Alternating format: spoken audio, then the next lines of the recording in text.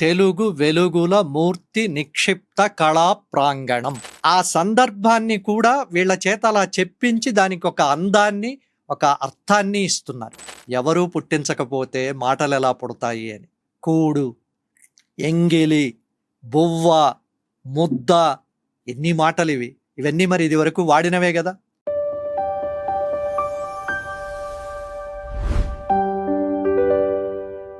Telugu medium for Tenglish programme. ఈ పేరు వినగానే మీకు విచిత్రంగా అనిపిస్తోందా? తెలుగు మీడియం కానీ ఈ రోజుల్లో ఇంగ్లీష్లో చెబితే తప్ప అర్థం కాని రోజులు వచ్చాయి. అంటే తెలుగుని ఇంగ్లీష్లో చెప్పే రోజులు ఎంతో దూరంలో లేవు. ఒకప్పుడు తెలుగు మీడియమే ఉండేది. ఇంగ్లీష్ వచ్చాక కొద్దిగా ఇంగ్లీషు ఎక్కువ తెలుగు మీడియం ఉండేది. తర్వాత తెలుగు మీడియం ఇంగ్లీష్ మీడియం సమానంగా ఉండేది. ఇప్పుడు తెలుగు మీడియం మైనారిటీలో ఉంటుంది, చాలా తక్కువ. ఇంగ్లీష్ మీడియం ఎక్కువ ఉంటుంది. నిజానికి ప్రపంచవ్యాప్తంగా తెలుగు వాళ్ళు ఎంతమంది ఉన్నారు? 2 రాష్ట్రాల్లో తెలుగు జనాభా ఇలాంటి లెక్కలు వేస్తుంటాం కదా. అలాగే 2 రాష్ట్రాల్లో లేదా ప్రపంచవ్యాప్తంగా ఉన్న తెలుగు వాళ్ళల్లో తెలుగు వాళ్ళుగా ఉండి తెలుగు మాట్లాడే వాళ్ళు ఎంతమంది? ఇంగ్లీష్లో ఆలోచించి తెలుగు మాట్లాడే వాళ్ళు ఎంతమంది? తెలుగులో ఆలోచించి ఇంగ్లీష్లో మాట్లాడే వాళ్ళు ఎంతమంది? లేక తెలుగు వాళ్ళే అయ్యుండి తెలుగు చదవడం రాని వాళ్ళు ఎంతమంది? రాయడం రాని వాళ్ళు ఎంతమంది? తెలుగు ఇళ్లల్లో తెలుగు మాట్లాడుతూ చదవడం రాయడం రెండూ రాని వాళ్ళు ఎంతమంది? ఎవరన్నా భాషా శాస్త్రవేత్తలు జనాభా లెక్కలు తీసినట్టు ఈ లెక్క కూడా తీస్తే తెలుగు గుండె చెరువు అవుతుంది. అలాంటి పరిస్థితిలో ఉన్నాం మనం. అలాగని ఇంగ్లీష్ మీడియాన్ని తప్పుపట్టాల్సిన పని కూడా లేదు. ఉద్యోగాలు, ప్రపంచవ్యాప్తంగా చదువులు, ఇంగ్లీష్ అవసరం, కమ్యూనికేషన్ స్కిల్స్ ఇవన్నీ కావాలన్నప్పుడు ఇంగ్లీష్ తప్పనిసరి కదా అనేది ఒక వాదన. అలాంటి నేపథ్యంలో మనం కొత్త తరాన్ని ఏమీ అనడానికి లేదు. అట్లాగని మరీ చాదస్తంగా తెలుగే ఇలా ఉండాలి అని బుక్కిష్ తెలుగు, కఠినమైన గ్రాంధిక తెలుగును రుద్దాల్సిన పని కూడా లేదు.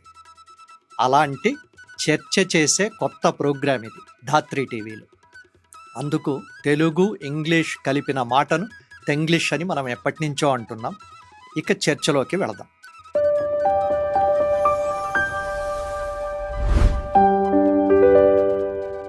ట్యాంక్ బండ్ మీద గొప్ప తెలుగు సెలబ్రిటీల విగ్రహాలు పెడదాం, దాన్ని ఒక మంచి పర్యాటక ప్రాంతంగా మారుద్దామని అనుకున్నారు. దానికి ఒక పేరు పెట్టాలి.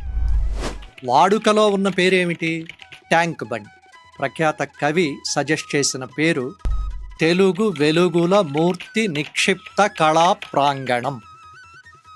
ట్యాంక్ బండ్ అన్నదానికి తెలుగు వెలుగుల మూర్తి నిక్షిప్త కళా ప్రాంగణం. మీరు భాషాపరంగా చూస్తే ఇందులో ఏమీ తప్పు లేదు, నిజానికి చాలా గొప్పగా ఉంది. కానీ ఈ మాట ఒకటి అప్పట్లో అనుకున్నారు, దానికి ఆ పేరు పెట్టబోయారు అని ఎవరికన్నా తెలుసా? ఒకవేళ పెట్టినా దాన్ని ఎవరన్నా వాడతారా? తెలుగు వెలుగుల మూర్తి నిక్షిప్త కళా ప్రాంగణం అంటే తెలుగు వాళ్ళల్లో బాగా వెలిగిన వాళ్ళ మూర్తి విగ్రహాలు పెట్టిన నిక్షిప్త అంటే అక్కడ పెట్టడం, కళా ప్రాంగణం కొంచెం ఆర్టిస్టిక్గా చేసిన ఒక ఏరియా అని. అది ఎవరైనా వాడుకలో వాడే మాటేనా అది? కానీ వాడుకలో జనమే తయారు చేసుకునే మాటలు ఇంతకంటే గొప్పవి, చాలా సులభమైనవి చాలా ఉన్నాయని భాషా శాస్త్రవేత్తలే ఒప్పుకున్నారు. ప్రఖ్యాత భాషా శాస్త్రవేత్త భద్రిరాజు కృష్ణమూర్తి గారు గుర్తించి ప్రపంచానికి పదే పదే చెప్పిన ఒక మాట, ఇంకా చాలా ఉన్నాయి కానీ ఒకటి, నీళ్లల్లో నుంచి కింద పూడిక తీసేసే డ్రెడ్జర్ అని అంటారు. అంటే అది ఓడలాగే ఉంటుంది కానీ ఓడ కాదు, డ్రెడ్జర్. దానికి జనం విశాఖపట్నం ప్రాంతంలో తయారు చేసుకున్న మాట, ఆ మాట ఎవరు కాయిన్ చేశారో కూడా తెలియదు. తవ్వోడ. తవ్వు అంటే కింద నుంచి తీయడం, తవ్వే ఓడ, తవ్వోడ.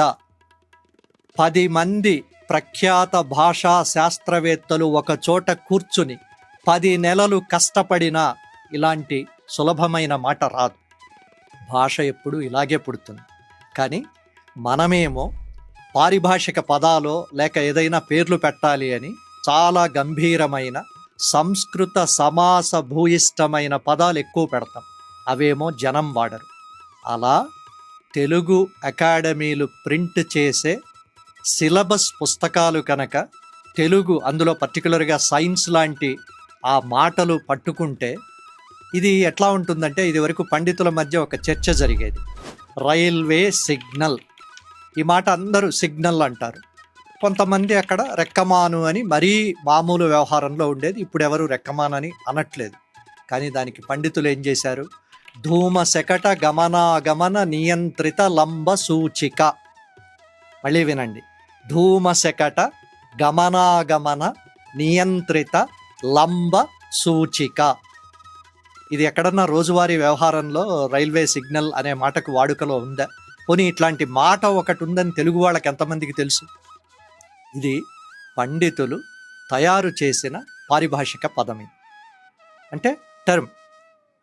ధూమశకట పొగబండి, గమన ఆగమన వచ్చి వెళ్ళే, నియంత్రిత దాన్ని కంట్రోల్ చేసే, లంబ నిలువుగా పెట్టిన సూచిక అని. ఇందులో వ్యాకరణమో లేక దానికి సమాసంగానో ఏమన్నా తప్పుందా? ఏమీ లేదు. అది వాడుకలో ఉంటుందా మాట? అందుకే పింగళి నాగేంద్రరావు గారు సినిమాలో ఒక అద్భుతమైన డైలాగ్ చెబుతారు, ఎవరూ పుట్టించకపోతే మాటలు ఎలా పుడతాయి అని. ఆయనే అందులో ఎన్ని మాటలు పుట్టించారు. దుష్ట చతుష్టయము అనండిరా అనంటే వాళ్ళు ఏమంటారు, ఘటోద్గజుడి శిష్యులు దుషట చతుషటయం అని అంటారు.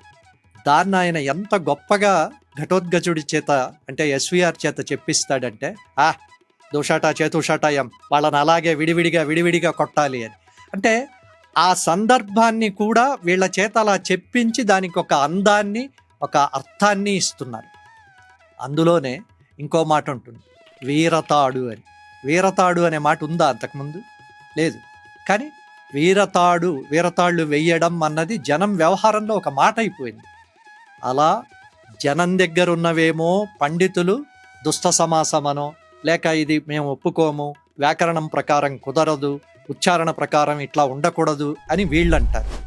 ఈ పండితులు తయారు చేసిందో లేక మీడియా కాయిన్ చేసి బలవంతంగా రుద్దిందో జనమేమో, అమ్మో ఇది మేము అసలు ఏదో పెద్ద మంత్రంలాగో సంస్కృతంలాగా ఉంది, మేము వాడుకోము అని అంటారు. వేములవాడ రాజన్న అని ఉంది. వాడుకలో ఏముంది? ఎములాడ రాజన్న అని అంటున్నాం. ప్రకృతి వికృతి అని వ్యాకరణమే ఒప్పుకుంది కదా. మిల్క్ డైరీ లేదా డైరీ అంటాం, మిల్క్ డైరీ కూడా లేదు అసలు. డైరీ అని అది ఎన్ని దశాబ్దాలుగా వాడుకలో ఉంది. దానికి పాల శీతలీకరణ కేంద్రం, మీరు ఏ గవర్నమెంట్ రికార్డులో బోర్డులో చూడండి అది ఉంటుంది. ఇంకా కేంద్రం వరకు అన్నా ఓకే, కానీ పాల శీతలీకరణ కేంద్రం అంటే శీతలీకరణ అనేది ఒక ప్రాసెస్. అక్కడ అదంతా కూల్ చేసి దాంట్లో ఏదో వెన్న అవన్నీ పక్కకు తీసి చేయడం అనేది.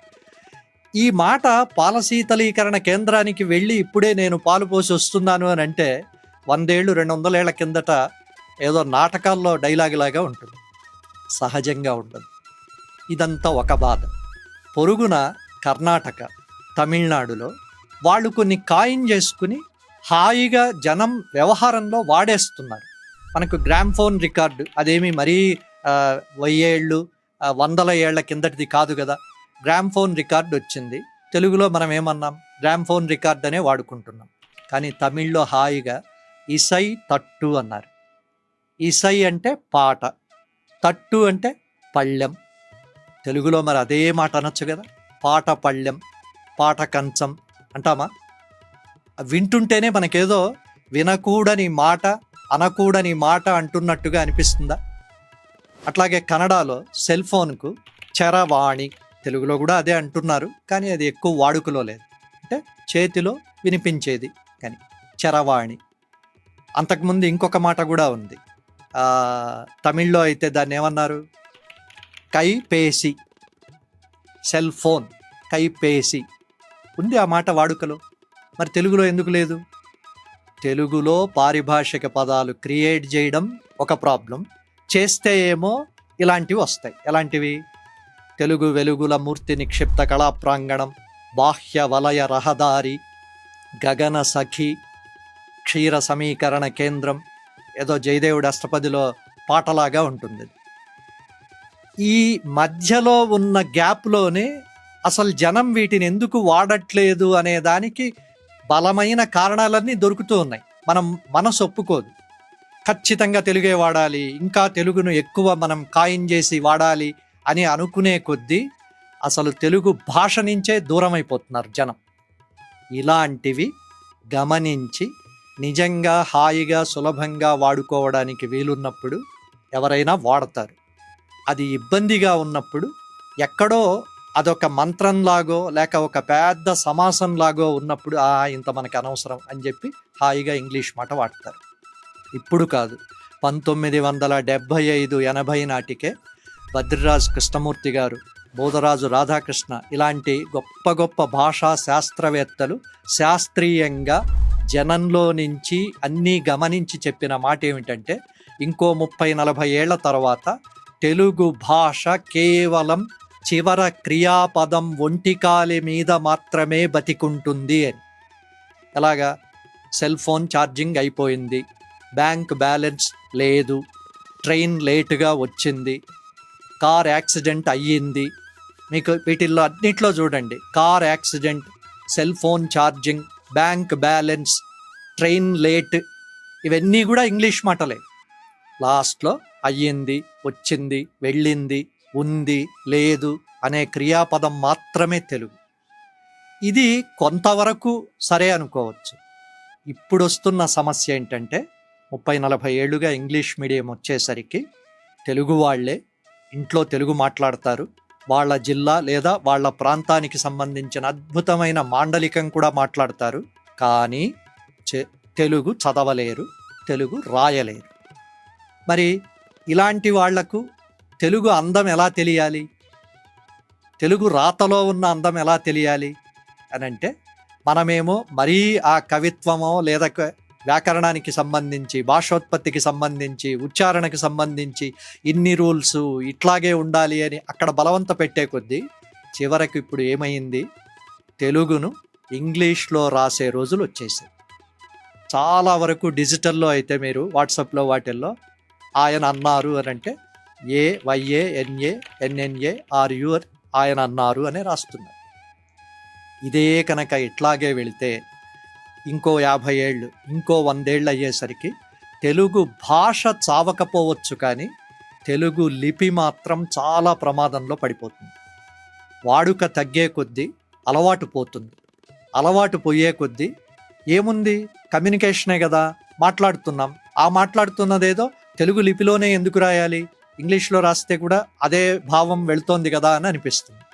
అలా అనుకోబట్టే ఆ అశ్రద్ధ వల్ల, నిర్లక్ష్యం వల్ల, అగౌరవం వల్ల ఈ రోజుల్లో ఎక్కువ లిపికి సంబంధించి ఇంగ్లీష్లో భాష ఏమో తెలుగులోనే ఉంటుంది. ఇంకా ఇది కాక అసలు తెలుగు వాళ్ళే తెలుగు మాట్లాడకుండా ఇంగ్లీష్ మాట్లాడేవాళ్ళు, దాని మీద చాలా జోకులు ఉన్నాయి, ఆ విషయం చర్చ అనవసరం. ఇక మనం తయారు చేసుకునే టర్మ్స్, పారిభాషిక పదాలు కూడా విచిత్రంగా ఉంటాయి. ఇంగ్లీషు మాటలను కొన్ని ట్రాన్స్లేట్ చేసి దశాబ్దాలుగా అవి వాడుకలో పెట్టేసి ఉంటాము. ఆ మాటకు అది అర్థం కానే కాదు, లేదా అది వేరే అర్థం ఇస్తున్నా సరే అది అట్లాగే వెళ్తూ ఉంటుంది. ఫైర్ ఎగ్జిట్ అని ఉంటుంది. మీరు ఏ షాపింగ్ కాంప్లెక్స్కి వెళ్ళండి, థియేటర్కి వెళ్ళండి, ఎక్కడన్నా వెళ్ళండి, అగ్ని నిష్క్రమణ అని ఉంటుంది. ఫైర్ ఎగ్జిట్, దాన్ని మరి ఏమన్నా గూగుల్లో కొట్టారో లేక గూగుల్ లాంటి మనిషి ఎవడన్నా ట్రాన్స్లేట్ చేశాడో తెలియదు, కానీ ఫైర్ ఎగ్జిట్, అగ్ని నిష్క్రమణ. అగ్ని నిష్క్రమణ అంటే అర్థం ఏంటి? అగ్ని దానికదే నిష్క్రమిస్తుందని. ఫైర్ యాక్సిడెంట్ జరిగినప్పుడు వెళ్ళడానికి దారి. ఇలా భాషలో విపరీతంగా భాషకు సంబంధించి అలాగే ఉండాలి అనే ఒకవైపు ఆ వాదన వచ్చి వాళ్ళు అక్కడే ఉండిపోయారు. సులభంగా ఉండిపోవాలి అని ఏ భాష వచ్చినా దాన్ని కలుపుకుంటూ ఎక్కడో క్రియాపదమో 2 పదాలో తెలుగు ఉంది ఇది చాలు అని అనుకుంటూ వెళ్ళిపోవడం ఇంకొకటి. దీంట్లో శాస్త్రీయంగా మనం చర్చ చేస్తే తెలుగులో తెలుగెంత అని కనుక అనుకుంటే పర్సంటేజ్ లెక్కేస్తే ఒకప్పుడు సంస్కృతం ఎక్కువ ఉంటే ఆ ప్లేస్లోకి ఇంగ్లీష్ వచ్చింది. అంతేకాని నిజమైన తెలుగే కనుక మాట్లాడితే అచ్చ తెలుగు లేదా మనకు మాండలికానికి సంబంధించిన తెలుగే కనుక మాట్లాడితే అసలు ఎంతమంది వేరే వాళ్ళకి అర్థమవుతుంది. ముందు మన మధ్య కమ్యూనికేషన్ చాలా కష్టమైపోతుంది. మనకి ఎప్పుడూ కూడా ఇంగ్లీషో సంస్కృతమో మాట్లాడేసరికి దానికి గౌరవంగాను చాలా గంభీరంగాను ఉన్నట్టు అనిపిస్తుంది. అదే తెలుగు మాట వాడితే మొరటుగా తక్కువతనంగా అనిపిస్తుంది. కూడు, ఎంగిలి, బువ్వ, ముద్ద, ఎన్ని మాటలు ఇవన్నీ మరి ఇది వరకు వాడినవే కదా. అక్కడ అదే నీకు ఆహారం, ముద్ద ఇలాంటివి పెడుతున్నప్పుడు దానికి ఏదో ఒక గాంభీర్యం వచ్చినట్టు అనిపిస్తుంది. ఇదంతా మన ఆలోచనను బట్టే తప్ప ఇది వరకు అన్ని వాడుకలో ఉన్నవి. ఇలాంటి అనేక విషయాలను ఈ తెలుగు మీడియం ప్రోగ్రాంలో చర్చ చేస్తూ ఉంటాం. మీకు తోచిన, మీకు నచ్చిన ఇలాంటి విషయాలు ఏవో కూడా మీరు కామెంట్లలో పెట్టండి. మీ అభిప్రాయాలను కూడా కన్సిడర్ చేస్తూ ఈ ప్రోగ్రాంను ముందుకు తీసుకెళ్దాం. ఇలాంటి మరిన్ని కార్యక్రమాల కోసం ధాత్రి టీవీని సబ్స్క్రైబ్ చేసుకోండి. ఫేస్బుక్, ఇన్స్టాగ్రామ్, ఎక్స్లో ధాత్రిని ఫాలో అవ్వండి. పక్కనున్న బెల్ ఐకాన్ను క్లిక్ చేయండి. వరంగల్ హైవేకు దగ్గరలో KYKK temple tourism corridor plots. ఇప్పుడే మీ సైట్ విజిట్ బుక్ చేసుకోండి.